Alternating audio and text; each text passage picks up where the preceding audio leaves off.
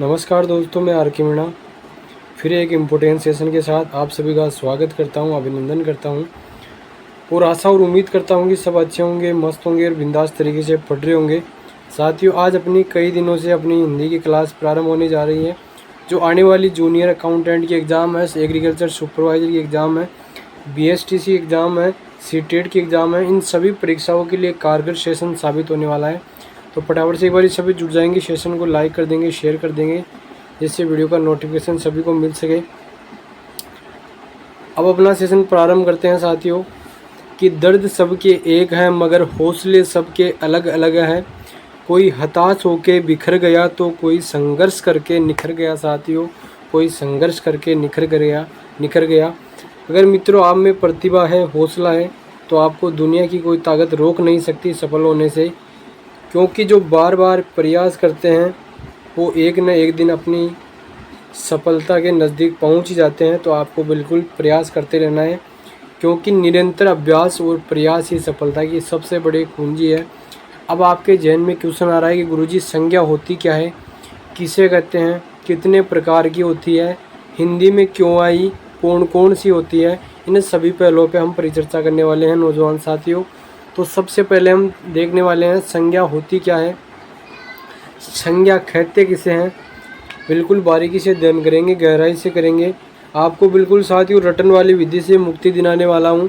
आप कई दिनों से रटने की कोशिश कर रहे हो लेकिन आपको संज्ञा याद नहीं हो रही है, तो सबसे आसान तरीका बताने वाला हूँ। सबसे पहले अंग्रेजी में संज्ञा को क्या बोलते हैं, तो नाउन बोलते हैं साथियों। संज्ञा होती क्या है गुरुजी ये बताओ। तो संज्ञा इस संसार में साथियों जो दिखाई दे रही है, चाहे वो दृश्य रूप में हो या अदृश्य रूप में हो, इन सभी को क्या बोलते हैं, संज्ञा बोलते हैं। आपके सामने ये वाइट बोर्ड है, ये क्या है, संज्ञा है। मैं ये मार्कर चला रहा हूँ, इसे क्या बोलते हैं, पेन बोलते हैं। पेन भी क्या है, संज्ञा है। ये जो लिखा हुआ शब्द है ये भी क्या है, संज्ञा है साथियों। जो भी संसार में दिखाई दे रहा है वो चाहे दृश्य रूप में हो या अदृश्य रूप में हो, सभी क्या है साथियों, संज्ञा है। अब सबसे पहले मैं आपको बता दूं कि संज्ञा होती क्या है। और कतिपय मेरे विद्वान साथी अंग्रेजी व्याकरण की नकल करते हुए संज्ञा कितने भेद बताते हैं, 5 भेद भी मानते हैं। लेकिन दोस्तों आपको संज्ञा के मुख्यतः कितने भेद बताए हैं, हिंदी में 3 भेद माने गए हैं। कौन कौन से हैं वो भी बताएंगे, लेकिन सबसे पहले मैं बताने वाला हूँ परिभाषा होती क्या है।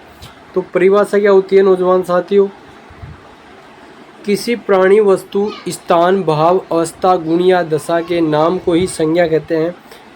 अर्थात आपका नाम, मेरा नाम, इस संसार में जो दिखाई दे रहा है वो चाहे दृश्य रूप में हो या अदृश्य रूप में हो साथियों, उसे क्या कहते हैं, संज्ञा कहते हैं साथियों। क्या कहते हैं, संज्ञा। संज्ञा होती क्या है, अभी अपन ने जान लिया कि किसी प्राणी का नाम, वस्तु का नाम, स्थान का नाम, भाव का नाम, अवस्था का नाम, गुण का नाम, दशा का नाम कोई संज्ञा कहते हैं। इस संसार में जो दिखाई दे रहा है, सूरज है, चांद है, पृथ्वी है, धरती है, जो भी है साथियों वो किस में आते हैं, संज्ञा में आते हैं। ये सभी संज्ञा के रूप है। पेड़ पौधे हैं सभी, आपके नाम है, मेरे नाम है, जितनी भी वस्तुएं हैं वो किस में आती हैं, सभी साथियों संज्ञा में आती हैं। तो आपको विशेष रूप से ध्यान रखना है, इस संसार में जो दिखाई दे रहा है चाहे इस दृश्य रूप में हो या अदृश्य रूप में हो, सभी संज्ञा के प्रकार है। अब देखते हैं संज्ञा कितने प्रकार की होती है। तो साथियों संज्ञा आपकी मुख्यतः 3 प्रकार की होती है। हिंदी में कितने प्रकार की होती है नौजवान साथियों, हिंदी में संज्ञा 3 प्रकार की होती है। व्यक्तिवाचक संज्ञा, जातिवाचक संज्ञा और भाववाचक संज्ञा। व्यक्तिवाचक संज्ञा क्या होती है गुरुजी ये बताओ। तो व्यक्तिवाचक संज्ञा में व्यक्तियों के नाम, वस्तुओं के नाम, स्थान के नाम आदि आते हैं। जातिवाचक संज्ञा में बच्चों जाति का नाम आता है। और व्यक्तिवाचक संज्ञा को अंग्रेजी में क्या बोलते हैं, प्रॉपर नाउन बोलते हैं। और जातिवाचक को कॉमन नाउन बोलते हैं। और भाववाचक संज्ञा को एब्स्ट्रैक्ट नाउन बोलते हैं साथियों। तो आपको विशेष रूप से ध्यान रखना है, संज्ञा 3 प्रकार की होती है। हिंदी में कितने प्रकार की होती है, 3 प्रकार की होती है। अब आपको मैं रिटर्न वाली विधि से मुक्ति दिलाने वाला हूँ।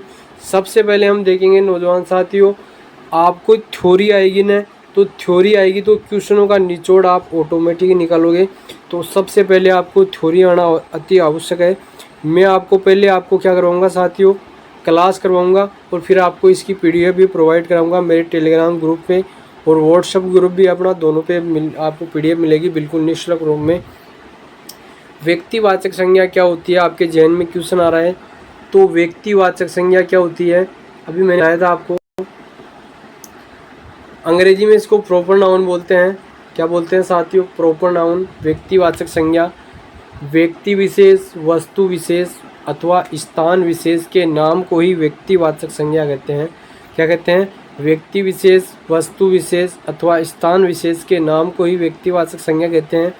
व्यक्ति विशेष में क्या आता है, जैसे व्यक्तियों के नाम, अभिषेक हो गया, गुंजन, कविता, कामिनी, लोकेश, व्यक्तियों के नाम आ गए। वस्तु विशेष में क्या होता है, रामायण, रीटा मशीन, उपा पंखा, जितनी भी वस्तुएं होती है वो व्यक्तिवाचक संज्ञा में आती है। और स्थान विशेष में क्या होता है बच्चों, जयपुर का नाम, जयपुर क्या है, एक स्थान का नाम है, गंगा, ताजमहल, हिमालय, ये सभी स्थानों के नाम हैं। और इम्पोर्टेंट सेशन बताने वाला हूँ आपको, यह आपकी सबसे बेस्ट ट्रिक रहने वाली है इसकी व्यक्तिवाचक संज्ञा की, कि व्यक्तिवाचक संज्ञा प्रॉपर नाउन में क्या होता है बच्चों, जिस संज्ञा शब्द से एक ही व्यक्ति या वस्तु, स्थान के नाम का बोध हो उसे व्यक्तिवाचक संज्ञा कहते हैं। क्या कहते हैं उसे दोस्तों, व्यक्तिवाचक संज्ञा कहते हैं। व्यक्तिवाचक संज्ञा विशेष का बोध कराती है, सामान्य का नहीं कराती है। किसका बोध कराती है बच्चों, व्यक्तिवाचक संज्ञा विशेष का बोध कराती है, सामान्य का नहीं कराती है। आपको विशेष रूप से ध्यान रखना है। अब आपके जहन में क्वेश्चन आ रहा है कि गुरुजी और बताओ इसके बारे में। तो मेरे नौजवान साथियों, इसमें क्या होता है, देशों के नाम, शहरों के नाम, देश कौन से, भारत हो गया, पाकिस्तान हो गया, भूटान हो गया, श्रीलंका हो गया, जितने भी देश हैं वो किस में आते हैं साथियों, व्यक्तिवाचक संज्ञा में। शहरों के नाम, जयपुर आ गया, जोधपुर आ गया, बीकानेर, उदयपुर, जितने भी शहर हैं वो किस में आते हैं आपके व्यक्तिवाचक संज्ञा में। नदियों के नाम, गंगा नदी, यमुना नदी, जमुना नदी, जितनी भी नदियां हैं। पर्वतों के नाम, हिमालय पर्वत किस में आता है बच्चों, व्यक्तिवाचक संज्ञा में। त्योहारों के नाम, दीपावली, होली, रक्षाबंधन, जितने भी त्योहार वो किस में आते हैं साथियों, व्यक्तिवाचक संज्ञा में आते हैं। पुस्तकों के नाम, रामायण, महाभारत और जितने भी वेद है, पुराण है, शास्त्र है, वो किस में आते हैं, व्यक्तिवाचक संज्ञा में। समाचार पत्रों के नाम, दैनिक भास्कर, राजस्थान पत्रिका। दिनों के नाम, दिनों के नाम में क्या होता है बच्चों, आपको विशेष रूप से ध्यान रखना है, मंडे, जितने भी आपके वार है, संडे, मंडे, ट्यूसडे, वेडनेसडे, जितने भी आते हैं साथियों वो किस में आते हैं, दिनों के नाम में। महीनों के नाम, जनवरी, फरवरी, मार्च, अप्रैल, मई, जून, जुलाई, जितने भी आपके वार दे रखे हैं वो किस में आ जाएंगे, व्यक्तिवाचक संज्ञा में। तो आपको व्यक्तिवाचक संज्ञा के बारे में इम्पोर्टेंट मैंने बता दिया, आपका इसका स्क्रीनशॉट ले सकते हो। अब हम देखेंगे साथियों जातिवाचक संज्ञा। कोई सी भी एग्जाम हो, RS लेवल तक की एग्जाम की मैंने आपको थ्योरी प्लस MCQ बताऊंगा साथ के साथ। तो ये आपको मैंने थ्योरी बता दी है, इसकी बेसिक 100% है, हर जगह काम करेगा। देशों के नाम, शहरों के नाम, नदियों के नाम, पर्वतों के नाम, त्योहारों के नाम, पुस्तकों के नाम, दिशाओं के नाम, समाचार पत्रों के नाम, दिनों के नाम, महीनों के नाम, ये सभी किस में आते हैं, व्यक्तिवाचक संज्ञा में आते हैं। जातिवाचक संज्ञा में क्या होता है बच्चों, जातिवाचक संज्ञा में जिस संज्ञा से किसी प्राणी, वस्तु अथवा स्थान की जाति या पूरे वर्ग का बोध होता है उसे बच्चों वो क्या बोलते हैं, जातिवाचक संज्ञा बोलते हैं। प्राणियों के नाम, वस्तुओं के नाम, स्थान के नाम। तो जिस जातिवाचक संज्ञा क्या होती है, जो संज्ञा किसी वर्ग की जाति का बोध कराती है या बोध होता है उसे जातिवाचक संज्ञा कहते हैं। जैसे मनुष्य, लड़की, घोड़ा, मोर, सेना, सभा, ये क्या है, जाति है एक सभी। जैसे राजेश, राकेश, तो इनके तो नाम तो क्या है बच्चों, ये नाम तो जाएगी व्यक्तिवाचक संज्ञा, और जो इनकी जाति है वो मनुष्य हो जाएगी, तो वो जातिवाचक संज्ञा। वस्तु में पुस्तक, पंखा, मशीन, दूध, साबुन, चांदी, ये वस्तु विशेष जातिवाचक जाएंगे। स्थान विशेष में अब आपके जहन में क्वेश्चन आ रहा है गुरुजी वो पुस्तकों के नाम, तो बच्चों आप इसमें क्या बोल रहा है, अगर रामायण आ जाए तो रामायण तो किस में आ जाएगा, व्यक्तिवाचक संज्ञा में। पुस्तकों के नाम के लिए बोल रहा है आपको, तो पुस्तकों के नाम के लिए आएगा तो वो हो जाएगा आपका जातिवाचक संज्ञा। फिर दे रखा है पहाड़, नदी, तो इसमें जैसे गंगा नदी, क्या है बच्चों, गंगा नदी, तो गंगा तो क्या हो जाएगी इसमें व्यक्तिवाचक संज्ञा, और जो नदी है वो क्या हो जाएगी आपकी वाचक संज्ञा। शहर, जयपुर शहर, तो जयपुर तो क्या हो जाएगा आपका व्यक्तिवाचक, और जो शहर है वो आपका जातिवाचक हो जाएगा। और इम्पोर्टेंट बिंदु है वो देख लेते हैं इसके। जातिवाचक संज्ञा में क्या होता है, और कि जिस संज्ञा शब्द से किसी जाति वर्ग के संपूर्ण प्राणियों, वस्तुओं, स्थानों आदि का बोध होता है उसे जातिवाचक संज्ञा कहते हैं। क्या कहते हैं साथियों, जातिवाचक संज्ञा कहते हैं। अब हम देख लेते हैं, जैसे यह गाय, तो इसमें साथियों जो यह गाय है, यह किसकी जाति का बोध करा रहा है, गाय के बारे में बता रहा है। आदमी, आदमी क्या है, एक जाति का नाम है। पुस्तक, यह रामायण, यह महाभारत आदि शब्द अपनी पूरी जाति का बोध कराते हैं, इसलिए जातिवाचक संज्ञा कहलाते हैं। अब साथियों जो और इम्पोर्टेंट बिंदु है, जातिवाचक संज्ञा में वस्तुओं, पशु पक्षियों, फल फूलों, धातु, व्यवसाय संबंधी व्यक्तियों, नगर, शहर, गांव, परिवार, भीड़ जैसे समूह शब्दों के नाम आते हैं। किसके आते हैं साथियों, समूह शब्दों के नाम आते हैं। तो आपको विशेष रूप से ध्यान रखना है कि जातिवाचक संज्ञा में क्या होता है, जो जाति के बारे में बोध कराती है वो जातिवाचक संज्ञा कहलाती है साथियों। ये आपकी जातिवाचक proper noun, common noun, complete. अब एब्स्ट्रैक्ट नाउन देख लेते हैं। और जो इम्पोर्टेंट बिंदु है इसका कि विशेष कतिपय विद्वान अंग्रेजी व्याकरण की नकल करते हुए हिंदी में भी समुदायवाचक और द्रव्यवाचक संज्ञा के दो भेद और बताते हैं। क्या बताते हैं नौजवान साथियों, कई मेरे विद्वान साथी अंग्रेजी व्याकरण की नकल करते हुए समुदायवाचक और द्रव्यवाचक संज्ञा का भेद और बताते हैं, और इसके टोटल भेद कितने बता देते हैं, संज्ञा के 5 भेद बताते हैं, लेकिन वो गलत माना जाएगा। आपको विशेष रूप से 3 भेदों के बारे में परिचर्चा करनी है। संज्ञा कितने प्रकार की होती है, 3 प्रकार की होती है, और जो समुदायवाचक है, द्रव्यवाचक है, वो जातिवाचक संज्ञा का ही प्रकार माना जाता है। अब इसको जोड़ दिया गया है इसमें, इसको भी आपको विशेष रूप से ध्यान रख लेना है। आगे देखते हैं भाववाचक संज्ञा में क्या होता है बच्चों। भाववाचक संज्ञा में जो भाव के बारे में बोध कराती है, किसी भाव, अवस्था, गुण अथवा दशा के नाम को ही भाववाचक संज्ञा कहते हैं साथियों। सुख, बचपन, सुंदरता, जवानी, बुढ़ापा, ये सभी क्या है साथियों, ये भाववाचक संज्ञा के बारे में बताते हैं दोस्तों। किसके बारे में बताते हैं, भाववाचक संज्ञा के बारे में।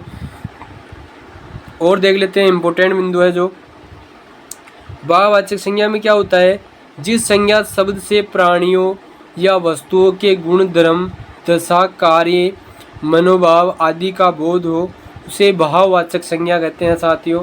क्या बोलते हैं, भाववाचक संज्ञा बोलते हैं। गुण, दोष, अवस्था, व्यापार, चाहे वो मूत्र भाव हो या अमूत्र भाव हो, तथा जो सभी प्रकार किस में आते हैं, भाववाचक संज्ञा में आते हैं। अब जो इम्पोर्टेंट क्वेश्चन है आपके जहन में क्वेश्चन आ रहा है गुरुजी कि व्यक्तिवाचक संज्ञा के बारे में बता दिया आपने, जातिवाचक संज्ञा के बारे में बता दिया। व्यक्तिवाचक संज्ञा में व्यक्तियों के नाम, वस्तुओं के नाम, स्थानों के नाम अभी मैंने बताया था आपको। और जो जातिवाचक संज्ञा है इसमें क्या होता है, अभी मैंने बताया था जो जाति के बारे में बोध कराए। व्यक्तिवाचक संज्ञा में क्या होता है साथियों, देशों के नाम, शहरों के नाम, नदियों के नाम, पर्वतों के नाम, त्योहारों के नाम, पुस्तकों के नाम आदि को शामिल किया जाता है। फिर अपन ने देखा था साथियों किसके बारे में, जातिवाचक संज्ञा में क्या होता है, जिस संज्ञा शब्द से किसी जाति के संपूर्ण प्राणियों, वस्तु, स्थान आदि का बोध होता है उसे जातिवाचक संज्ञा कहते हैं। गाय, आदमी, पुस्तक, नदी आदि शब्द अपनी पूरी जाति का बोध कराते हैं, इसलिए जातिवाचक संज्ञा कहलाती है। प्राय जातिवाचक संज्ञा में वस्तुओं, पशु पक्षियों, फल फूलों, धातुओं, व्यवसाय संबंधी व्यक्तियों, नगर, शहर, गांव, परिवार, भीड़ जैसे आदि समूह आते हैं। भाववाचक संज्ञा के बारे में अपन ने जान लिया, जो भाव के बारे में बताती है। तो ये आपके इम्पोर्टेंट बिंदु थे, ऐसे क्वेश्चन आते हैं आपके एग्जाम में। एक क्वेश्चन बता देता हूँ, थोड़े बहुत क्वेश्चनों पे हम परिचर्चा कर लेते हैं। फर्स्ट क्वेश्चन है कि कौन सा शब्द व्यक्तिवाचक नहीं है, महाभारत, राजभवन, ब्रह्मपुत्र, ताजमहल। तो इसमें क्वेश्चन में क्या बोल रहा है बच्चों ये कि कौन सा शब्द व्यक्तिवाचक नहीं है। तो व्यक्तिवाचक कौन सा नहीं है, महाभारत किसका नाम है, महाभारत एक पुस्तक का नाम है। ब्रह्मपुत्र, ताजमहल ये स्थान के नाम हो गए। राजभवन ये गलत माना जाएगा, सेकंड नंबर ये। राजभवन किसका होता है, राजा का भवन, ये गलत दे रखा है इसमें। कौन सा शब्द जातिवाचक संज्ञा नहीं है, सॉरी कौन से शब्द में जातिवाचक संज्ञा नहीं है। तो आपके सामने चार ऑप्शन दे रखे हैं। फर्स्ट दे रखा है पत्थर, संगमरमर, ग्रेनाइट या गंगा। तो कौन सा शब्द जातिवाचक संज्ञा का नहीं है, तो जो गंगा शब्द दे रखा है साथियों, गंगा एक नदी का नाम है। अगर यह होता कि गंगा नदी, क्या होता, गंगा नदी, तो इसमें कौन सी संज्ञा होती, जातिवाचक होती। यह नदी, यह गंगा नदी, यह यमुना नदी, तब तो इसमें जातिवाचक संज्ञा होती। लेकिन ये इसने डायरेक्ट दे दिया, तो इसमें कौन सी संज्ञा हो जाएगी, जातिवाचक संज्ञा हो जाएगी साथियों। नेक्स्ट क्वेश्चन है कौन सा शब्द भाववाचक संज्ञा, कौन सा शब्द भाववाचक संज्ञा का नहीं है। मातृत्व, औचित्य, गहरा या दास्ता।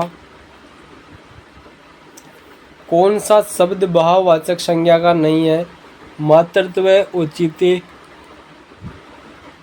गहरा या दास्ता। तो साथियों जो भाववाचक संज्ञा का जो गहरा शब्द दे रखा है इसमें, ये गलत माना जाएगा।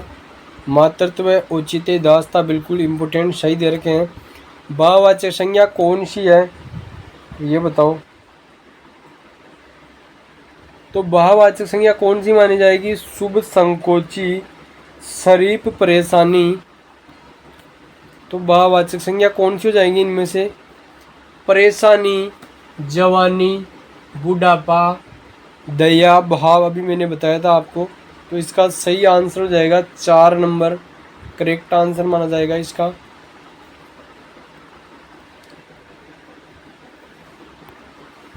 निम्नलिखित में से भाववाचक संज्ञा कौन सी है, शत्रुता, वीर, मनुष्य या गुरु। तो नौजवान साथियों जो भाववाचक संज्ञा है वो कौन सी हो जाएगी, शत्रुता। ए इसका करेक्ट आंसर है, सही जवाब माना जाएगा। शत्रुता भाववाचक संज्ञा है।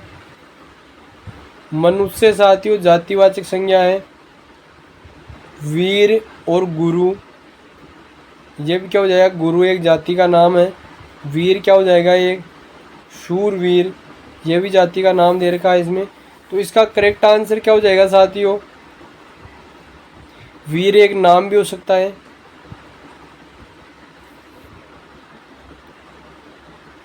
तो साथियों ये आज का अपना इम्पोर्टेंट सेशन था, आपने जान लिया होगा।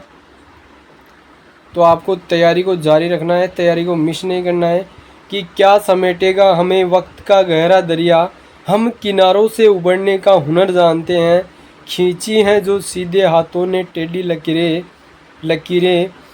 हम उन टेढ़ी लकीरों पर चलने का हुनर जानते हैं साथियों, हम उन टेढ़ी लकीरों पर चलने का हुनर जानते हैं।